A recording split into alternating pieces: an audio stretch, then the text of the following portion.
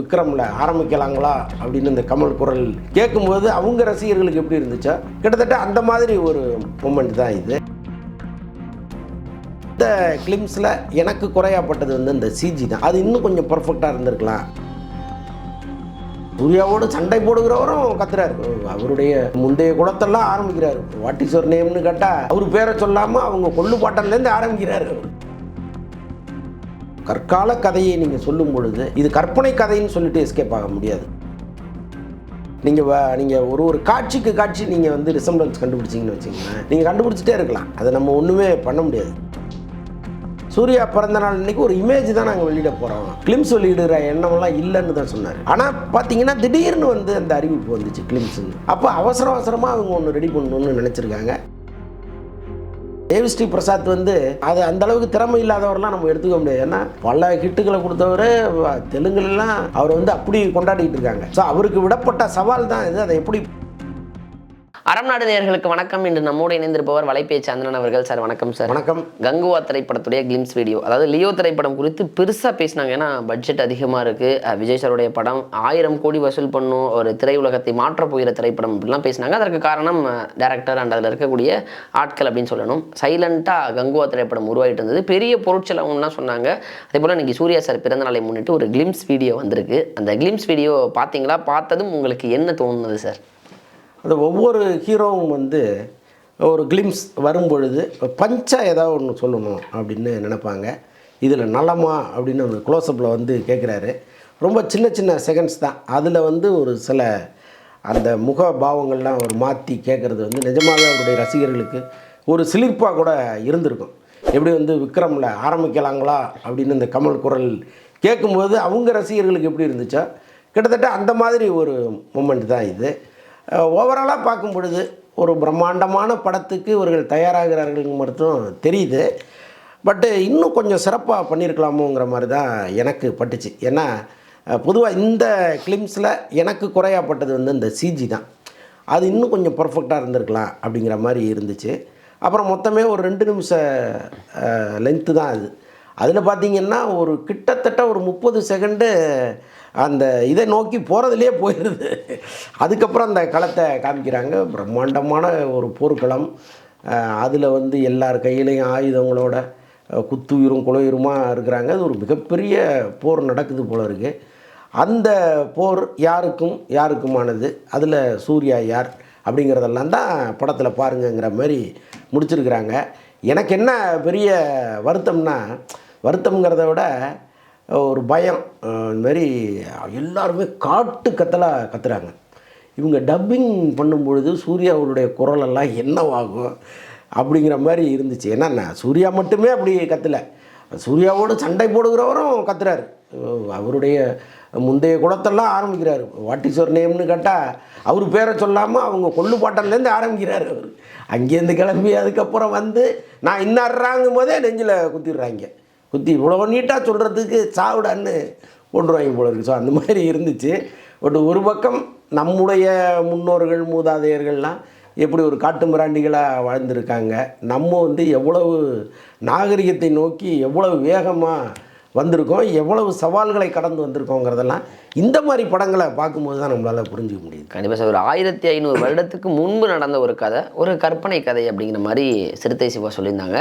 But சிறுத்தை சிவாவை ஒரு கமர்ஷியல் டைரக்டராக நம்ம பார்த்துருக்கோம் சார். ஆனால் ஒரு வரலாற்று கதையை எடுப்பாரா அப்படிங்கிற ஒரு கேள்வி இருந்தது. இப்போ அதை பார்த்து அந்த வீடியோ பார்த்ததுக்கப்புறம் சிறுத்தை சிவாவை நீங்கள் எந்த தோணியில் பார்க்குறீங்க? நான் இன்னும் சந்தேகத்தோடு தான் பார்க்குறேன். ஏன்னா அந்த படம் வெளியில் வந்த பிறகு தான் இது எந்த அளவுக்கு முழுமையான ஒரு படமாக இருக்குங்கிறத நம்ம புரிஞ்சுக்க முடியும். இன்னொன்று, இன்றைக்கி சரித்திர கதைகள் நீங்கள் எடுத்திங்கன்னா அந்த கதைக்கான டீகோடிங்கிறது ரொம்ப எல்லாருமே பண்ண ஆரம்பிச்சிட்டாங்க.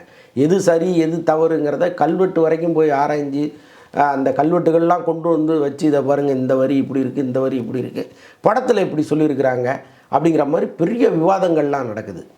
அப்போது நீங்கள் ஒரு கற்கால கதையை நீங்கள் சொல்லும் பொழுது இது கற்பனை கதைன்னு சொல்லிட்டு எஸ்கேப் ஆக முடியாது. நீங்கள் எப்படி இருந்தாலும் ஒரு நிஜமான கேரக்டர் தான் நீங்கள் உள்ளே கொண்டு வந்திருக்க முடியும். அப்போ அங்கங்கே தேடி துருவி இந்த வரலாற்று ஆய்வாளர்கள்லாம் போய் நாளைக்கு உங்களோட விவாதம் பண்ணுவதற்கு வரும்பொழுது அதற்கெல்லாம் பதில் வச்சுருக்கீங்களான்னு எனக்கு தெரியல. இதை தாண்டி அந்த படம் வந்து எவ்வளோ பர்ஃபெக்ஷனாக வருங்கிற ஒரு பயமும் நமக்கு இருக்குது. ஏன்னா அந்த சிஜியை பார்க்கும்பொழுது எனக்கு வந்து அந்த படத்தின் மீது இருந்த நம்பிக்கை வந்து ஒரு 30% குறைஞ்சிருச்சு. அதுதான் உண்மை.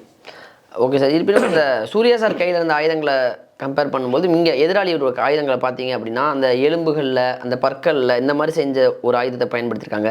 நீங்கள் சொல்லும்போது அந்த கற்கால மனிதர்கள் அப்படின்னு போகும்போது அப்போ இந்த மாதிரியான ஆயுதங்கள்லாம் வச்சுருந்தாங்க. ஸோ இந்த இடத்துல ஏதோ ஓரளவுக்கு பர்ஃபெக்ஷனாக பண்ணியிருக்காங்க அப்படின்னு எடுத்துக்கலாம். அதை கவனிச்சிங்களா அந்த மாதிரி கையில் இருக்கும்போது அந்த ஆயுதங்கள் ஏதாச்சும்? கவனிச்சேன். அது ஆதி மனிதன் வந்து கற்களை தானே ஆயுதமாக பயன்படுத்தினா. இன்றைக்கி வந்து கீழடி பக்கம் போனீங்கன்னா அதெல்லாம் இருக்குல்ல. ஸோ அதை கற்களை தான் அவன் பயன்படுத்தினா. அதுக்கப்புறம் மிருகங்களுடைய உள்ள எலும்புகளை வந்து பயன்படுத்தியிருக்கேன். ஸோ அதையெல்லாம் ரொம்ப கரெக்டாக. அதில் இடையில கூட ஒரு கருஞ்சிறுத்தை வந்திருக்குமே சார், பார்த்தீங்களா அதை? ஆமாம், அது கருஞ்சிறுத்தை மாதிரியே தெரியல. அந்த சிஜி வந்து ரொம்ப புவராக இருக்குது. இவ்வளவு பெரிய படம் பண்ணும் பொழுது இவங்க அதை ரொம்ப கவனமாக பண்ணியிருக்கணும். ஏன்னா அவர் சூர்யா பிறந்தநாள் வந்துருச்சு, நம்ம அதில் வந்து ஒரு கிளிம்ஸ் வெளியிடணும் அப்படின்னு முடிவெடுத்தவங்க குறைந்தபட்சம் இந்த கருஞ்சிறுத்தை காட்சி வந்து சரியாக வரல, அதை எடுத்துகிட்டு கூட பண்ணலாம்னு நினச்சிருக்கலாம். ஸோ அதெல்லாம் கூட ரொம்ப அசால்ட்டாக விட்டுருக்காங்க. இந்த அசால்ட்னஸ் வந்து படம் வரும்போது இருந்துடக்கூடாது. அது ரொம்ப முக்கியம். Okay sir. இந்த சூர்யா சாருடைய கெட்டப் வந்து உண்மையிலுமே நல்லா இருந்துச்சு அப்படின்னு கொண்டாடுறாங்க. இந்த சிஜியில் தான் சற்று குறைகள் அப்படிங்கும்போது சும்மா இருக்க மாட்டாங்க. பக்கத்து சைடு படத்தெல்லாம் எடுத்து போட்டு இந்த ட்விட்டரில் சண்டை நடக்க ஆரம்பிச்சிடும். அங்கே ஆதி புருஷ் படத்தில் ரசிகர்கள்லாம் உள்ளே இறங்கிட்டு இங்கே பார்த்தீங்களா அப்படின்னு கலாய்க்கும். இங்கே அதுக்கு இது எவ்வளவோ பரவாயில்ல அப்படின்னு சொல்லிட்டு ஃபைட் ஆரம்பிச்சிருக்கு. இந்த ஃபைட்டை எப்படி பார்க்குறீங்க? ஒரு படம் வந்தோடனே எடுத்தோடனே இந்த நெகட்டிவிட்டி ஸ்ப்ரெட் ஆகிறத இந்த சோஷியல் மீடியாவில் வந்து இயங்குகிற பல பேருக்கு இதெல்லாம் வந்து ஒரு பெரிய பொழுதுபோக்காக இருக்குது. எங்கேயாவது ஒரு பிரச்சனை வரும்பொழுது அதுக்கு எதிராக இன்னொன்று தூண்டி விட்டு அது ஒரு பயங்கர வைரலாக போகும்பொழுது அடடா நல்லா இருக்குது இந்த சண்டை அப்படின்னு ஹாப்பியாக பார்க்குறது அவங்களுக்கு ரொம்ப பிடிச்சிருக்கு. அதனுடைய விளைவு தான் எது வந்தாலும் அதற்கு எதிர்மறையாக இன்னொன்று வர்றது. ஸோ இதை நான் அப்படி தான் பார்க்குறேன். இந்த படத்துடைய காட்சிகள் ஓப்பன் ஆகும்போது அந்த விஷுவல்ஸ்லாம் பார்க்கும்போது ஹாலிவுட் படத்துடைய காப்பி மாதிரி இருக்குது. அந்த இன்ட்ரோலாம் அப்படின்னு ஹாரி பாட்டர் மாதிரி இருந்தது. ஆமாம் சார். அப்புறம் வந்து இன்னொரு அப்பகலிப்டோ சம்திங் ஒரு படத்துடைய தலைவலி இந்த மாதிரிலாம் சொல்லிக்கிட்டு இருக்காங்க. ஒரு படத்துடைய அந்த டைட்டில் கார்டு வரும்போது இதை அந்த காப்பி பண்ணுறதை பார்க்கும்போது நீங்கள் அதுக்குள்ளே ஒரு பிரபல விமர்சகர் ஒருத்தர் கூட சூர்யா சாருடைய அந்த என்ட்ரி பிக்கை வச்சுட்டு இது அந்த படம் இல்லை அப்படின்னு போட்டிருக்காரு. இதை எப்படி பார்க்குறீங்க? ஒரு படம் வருவதற்கு முன்பு ஒரு கிளிம்ஸ் வீடியோ வைத்து கணிப்பதை இல்லை, அது வந்து வார்த்தைக்கு வார்த்தை குற்றம் கண்டுபிடிப்பது மாதிரி. நீங்கள் ஒரு காட்சிக்கு காட்சி நீங்கள் வந்து ரிசம்பளன்ஸ் கண்டுபிடிச்சிங்கன்னு வச்சிங்களேன், நீங்கள் கண்டுபிடிச்சிட்டே இருக்கலாம். அதை நம்ம ஒன்றுமே பண்ண முடியாது. அது வந்து திருட்டு அப்படின்னு சொல்ல முடியாது, இன்ஸ்பிரேஷன்னு சொல்ல முடியாது. அவருடைய கற்பனை அது ஏதோ ஒன்றா மாறி அது மாதிரி இருக்குது இது மாதிரி இருக்குன்னுலாம் சொல்லலாம். பட் முழுக்க எல்லாத்தையுமே நம்ம அப்படி விமர்சனம் பண்ணிட முடியாது. என்ன ஒரு சின்ன ஒரு காட்சி தானே, அதை கூட யோசிக்க முடியாத அளவுக்கு ஒரு டைரக்டர் இருப்பார். இன்னொன்று இத்தனை கோடி ஒருத்தரை நம்பி போடும்பொழுது பேசிக்கலாக அவருக்குன்னு ஒரு அறிவு இருந்தால் தானே அந்த இடத்துக்கே வர முடியும் அவர். ஸோ இதெல்லாம் உணராமல் இதுவும் அதுவும் ஒன்று மாதிரி இருக்குது உடனே அதுலேருந்து அடிச்சிட்டாங்கன்னு சொல்வதுங்கிறது கிட்டத்தட்ட தவறு தான். பட் அதுக்காக வந்து கதை திருட்டை நம்ம வந்து இதோட கம்பேர் பண்ண முடியாது. ஏன்னா கதை திருட்டுங்கிறது இங்கே அப்பட்டமாக நடந்துடுது. பட் இந்த மாதிரி சின்ன ரிசம்பளன்ஸ் வந்து மன்னிக்கக்கூடியது தான். ஒரே அடியாக குறை சொல்லி அவங்கள காயப்படுத்தி சாவடிக்க வேண்டிய அவசியம்லாம் இல்லை. Okay sir. இந்த கிளிம்ஸ் வீடியோவில் வந்து சூர்யா சாரை மட்டும்தான் காமிச்சாங்க. வேறு யாரோடைய மூஞ்சுமே தெளிவாக தெரில. அந்த அடி வாங்கி சாவர ஒரு மூஞ்சி கூட தெளிவாக தெரியல. சூர்யா சார் மூஞ்சியை காமிச்சாங்க சார். இப்படின்னு படத்தில் யாரையுமே திஷா பத்தானியாக இருக்கட்டும், மற்றவங்க யோகி பாபுலா இருக்காரு, கோவை சார்லாம் இருக்காங்க, அவங்க என்ன ரோல் பண்ண போகிறாங்கன்னு தெரில.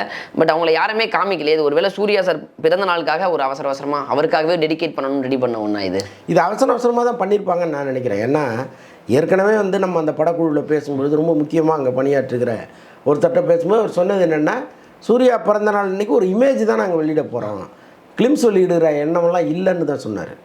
ஆனால் பார்த்தீங்கன்னா திடீர்னு வந்து அந்த அறிவிப்பு வந்துச்சு கிளிம்ஸுன்னு. அப்போ அவசரமாக அவங்க ஒன்று ரெடி பண்ணணுன்னு நினச்சிருக்காங்க. அதனுடைய ரிசல்ட் வந்து அதில் கொஞ்சம் தெரிஞ்சால் கூட இன்னொன்று சூர்யாவுடைய பிறந்த நாளை முன்னிட்டு வர்றதுனால மற்றவர்கள்லாம் எதுக்குன்னு அவங்க நினச்சிருக்கலாம். பட் நம்ம இதுக்கப்புறம் வந்து டீசர் இருக்குது, ட்ரெய்லர் இருக்குது, அதில் அவங்க என்னத்தை மிரட்டுறாங்கங்கிறது தான் நம்ம பார்க்கணும். இதை ஏன் இந்த டக்குன்னு உடனே ரெடி பண்ணாங்களான்னு கேட்டேன்னா சார், நம்ம லியோ திரைப்படத்தில் அந்த பாடல் கூட ஷூட் பண்ணி விஜய் சார் பிறந்த நாளுக்காக டக்குன்னு ஒரு 4-5 நாள்லேயே ரெடி பண்ணி அந்த ஒரு வீடியோ மாதிரி ஒரு கிளிம்ஸ் வீடியோ மாதிரி ஒன்று விட்டாங்க. அதை போல் அதாவது விஜய் போலயே சூர்யா சாருக்கும் ஒரு டெடிகேட் பண்ணிடணும், அவருக்கு நிகரானவர் தான் இவர் அப்படின்னு காட்டுறதற்காக இந்த படக்குழுலேருந்து வந்ததாக இதை எடுத்துக்கலாமா? இல்லை, அப்படி கிடையாது. இப்போ ஒரு பெரிய நடிகரை அவருடைய ரசிகர்கள் ரொம்ப ஆர்வமாக எதிர்பார்ப்பாங்க. அந்த நேரத்தில் அவங்கள நம்ம ஏமாற்ற வேண்டாம் அப்படிங்கிறதுக்காக செய்கிற சில விஷயங்கள் தான் அது. அவர் செஞ்சாருங்கிறதுக்காக இவர் செஞ்சாரெல்லாம் நம்ம எடுத்துக்க முடியாது. அதை இன்னொன்று வந்து அதில் ஒரு பர்ஃபெக்ஷன் இருந்துச்சு. நீங்கள் நல்லா கவனிச்சிருக்கலாம். லியோ வரும்பொழுது அதுலேயும் சிஜியில் வந்து நிறைய குறைகள் இருந்தால் கூட ஒரு ஓவராலாக பார்க்கும்பொழுது நமக்கு ஒரு காட்சிகள் புலப்படும். இதில் வந்து ஒன்றுமே புரிய மாட்டேங்குது, ஒரே இருட்டாக இருக்குது.